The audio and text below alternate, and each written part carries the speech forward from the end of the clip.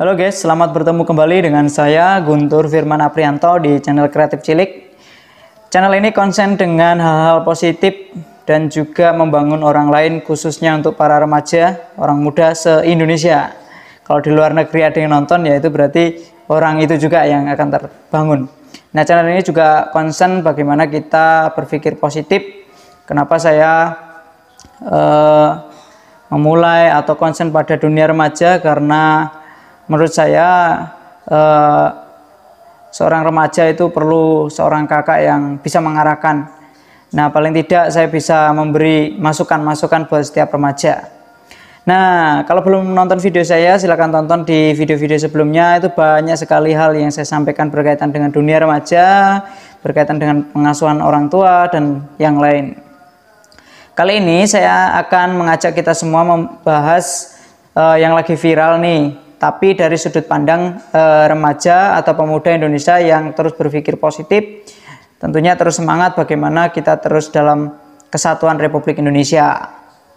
Nah, seperti yang sedang viral di hari-hari ini, yaitu tentang adanya seorang perempuan yang percaya kepada Kristus atau kepada Tuhan Yesus, dan itu akhirnya berbuntut panjang, mendapatkan kontra dari keluarganya. Kemudian tersebarlah isu-isu yang berbeda dengan apa yang disaksikan oleh kakak ini. Kakak ini adalah Kak Cut Fitri, ya, Kak Cut Fitri dari Aceh. Dan Kak Cut Fitri ini menerima atau mengambil keputusan untuk menerima Tuhan Yesus Kristus. Saya percaya Kak Cut Fitri punya keberanian untuk mengambil keputusan ini karena Roh Kudus berkarya dalam hidupmu. Ya, pesan saya yaitu semangat dan terus berjuang dalam bagaimana kita mempertanggungjawabkan iman kita.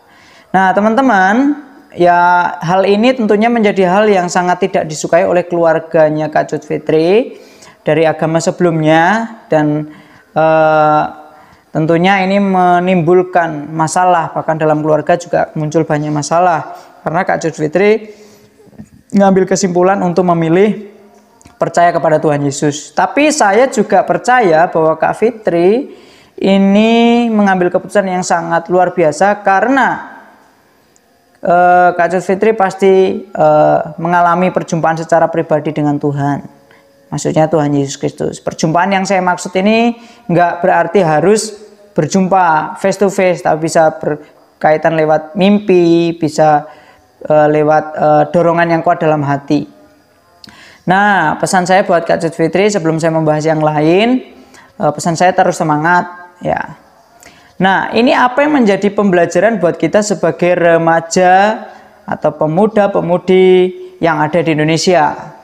Ya, saya tidak tahu yang nonton ini sedang menonton usia berapa, kemudian beragama apa. Tapi yang saya tahu adalah begitu teman-teman atau saudara semua nonton video ini dan bertahan sampai di detik ini, tentunya teman-teman mau belajar untuk punya pikiran yang lebih dewasa lagi. Bisa berpikir secara utuh, melihat situasi yang ada, melihat konteks Indonesia ini yang sangat beragam. Nah, secara pribadi saya mengapresiasi keberanian Kak Fitri. Yang kedua, saya juga tidak kaget. Yang ketiga, saya juga tidak heran dengan beberapa masalah yang Kak Fitri hadapi. Karena memang begitu, di firman Tuhan juga disampaikan, bahkan di video-video yang sudah membahas sesuai dengan firman Tuhan, bagaimana orang mau mengikut Yesus itu harus menderita dan segala macam. Menderita yang dimaksud, ya, teman-teman semua bisa belajar dari manual book manusia atau kehidupan manusia, yaitu Alkitab. Belajar, ya, cari kebenaran, bukan cari kesalahan. Karena kalau teman-teman cari kesalahan, pasti teman-teman justru akan tersesat. Tapi kalau cari kebenaran, teman-teman akan mendapatkan kebenaran itu. Nah, saya sebagai pemuda Indonesia menanggapi hal ini, tentunya hal ini yang sangat lumrah dan terjadi bahkan dari zaman dulu. Seperti ini pun terjadi, bahkan yang lebih parah dari ini terjadi. Nah, hal yang paling tinggi atau paling ditakutkan atau paling terakhir menurut saya tantangan yang akan dialami oleh Kak Fitri ini adalah Kak Fitri maaf tanda kutip dihabisi oleh keluarga sendiri. Ya itu paling terakhir, karena kalau Kak Fitri sudah meninggal itu pasti keluarga juga nggak bisa ngapa-ngapain lagi tentang Kak Fitri gitu maksudnya, karena fisik Kak Fitri, tubuh atau daging Kak Fitri sudah nggak ada. Tetapi bukan itu, firman Tuhan mengatakan bahwa kita ini nggak boleh takut yang hanya bisa membinasakan tubuh, tapi takutlah kepada yang bisa membinasakan jiwa dan roh. Nah itu hanya Tuhan sendiri yang bisa melakukan itu. Nah Kak Fitri sudah mengambil tindakan yang tepat, karena Kak Fitri, saya yakin Kak Fitri sudah mengalami perjumpaan khusus dengan Tuhan sehingga memilih, meskipun resikonya seperti ini, memilih percaya Tuhan Yesus Kristus. Buat remaja, pesan saya begini, sebagai remaja apapun agamamu, pesan saya jangan hanya jadi orang yang jago agama atau mendalam secara agama. Takutnya, yang saya takutkan adalah kalau teman-teman hanya jago secara agama, teman-teman tidak tahu siapa Tuhanmu sesungguhnya.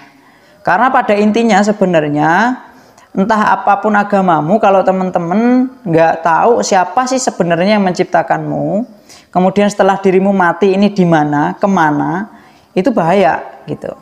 Nah yang paling penting adalah kembangkan spiritualmu, yaitu tahu siapa Tuhanmu, kenapa kok dirimu masih ada sampai detik ini, kenapa kok dirimu bisa menikmati kehidupan sampai detik ini, kenapa.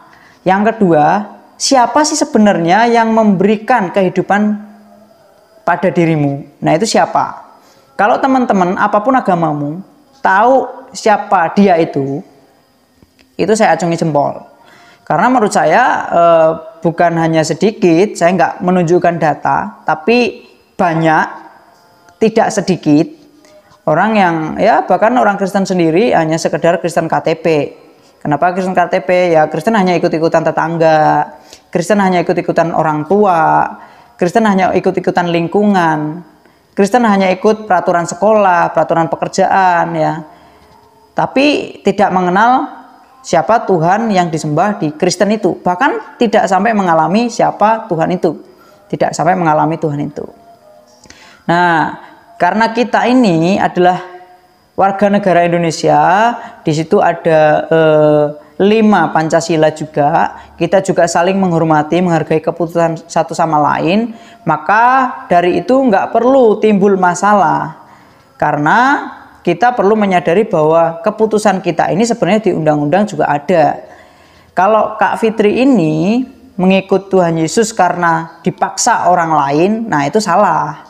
Tapi kalau Kak Fitri ini mengikut Tuhan Yesus karena berjumpa sendiri, mengalami perjumpaan pribadi dengan Tuhan Yesus, atau Roh Kudus sendiri mendorong dirinya atau timbul dalam hatinya untuk dia bertobat, nah itu enggak masalah. Karena dia tidak dipaksa oleh siapapun.